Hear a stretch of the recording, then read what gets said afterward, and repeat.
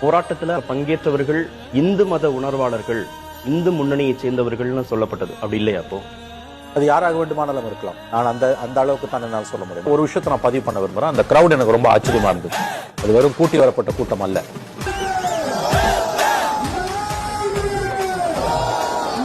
காசு கொடுத்த அரசியல் கட்சிகள் எல்லா கட்சியும் கூட்டிட்டு வராங்க இல்லையா, அந்த மாதிரி கிரௌட் இல்ல அது. அவர்கள் ஏதோ ஒரு உணர்வு ரீதியா அங்க வந்திருக்காங்க.